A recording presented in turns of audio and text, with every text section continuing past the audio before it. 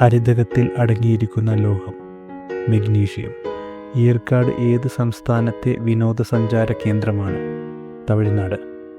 തൈക്കാട് റെസിഡൻസിയുടെ മാനേജരായിരുന്ന നവോത്ഥാന നായകൻ Thycaud Ayyaguru.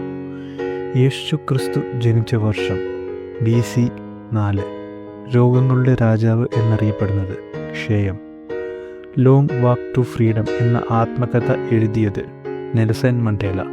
World wide web പ്രവർത്തിപ്പിക്കുന്നതിൽ മുഖ്യ പങ്ക് വഹിച്ച ശാസ്ത്രജ്ഞൻ ടിം ബെർണേഴ്സ്-ലീ. കേരള ദളിതൻ എന്ന ആശയം മുന്നോട്ട് വെച്ച നവോത്ഥാന നായകൻ പൊയ്കയിൽ അപ്പച്ചൻ. കേരളത്തിലെ ആദ്യത്തെ public library Thiruvananthapuram public library. കേരളത്തിലെ ആദ്യത്തെ മുസ്ലിം പള്ളി കൊടുങ്ങല്ലൂർ. കേരളത്തിലെ ആദ്യത്തെ ആയുർവേദ കോളേജ് തിരുവനന്തപുരം. കേരളത്തിലെ ആദ്യത്തെ ദേശീയോദ്യാനം ഇരവികുളം. കേരളം സമ്പൂർണ്ണ സാക്ഷരത നേടിയപ്പോൾ മുഖ്യമന്ത്രി EK നായനാർ. കേസരി പത്രത്തിൻ്റെ സ്ഥാപകൻ ബാലകൃഷ്ണപിള്ള. കോവൈ എക്സ്പ്രസ് ചെന്നൈ നഗരത്തെ ഏത് നഗരവുമായി ബന്ധിപ്പിക്കുന്നു?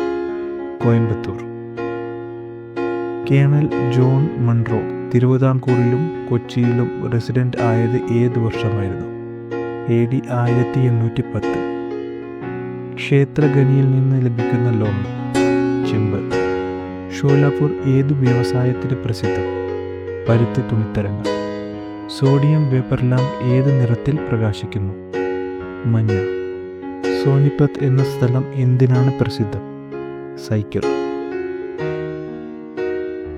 ഹോമിനിഡെ കുടുംബത്തിലെ വംശനാശ ഭീഷണി നേരിടാത്ത ഏക ജീവി മനുഷ്യൻ. തപാൽ സ്റ്റാമ്പ് ആരംഭിച്ച രാജ്യം ഇംഗ്ലണ്ട്.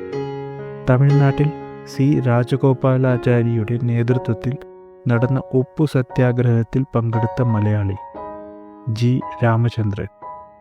തളിക്കോട്ട യുദ്ധത്തിൽ വിജയനഗരത്തിനെതിരെ ഒരുമിച്ച എതിർ രാജ്യങ്ങൾ അഹമ്മദ്നഗർ, ബിജാപൂർ, ഗോൽക്കൊണ്ട, ബീദർ. തകഴിയുടെ ഏത് നോവലാണ് ആദ്യമായി ചലച്ചിത്രമായത്? രണ്ടിടം വഴി.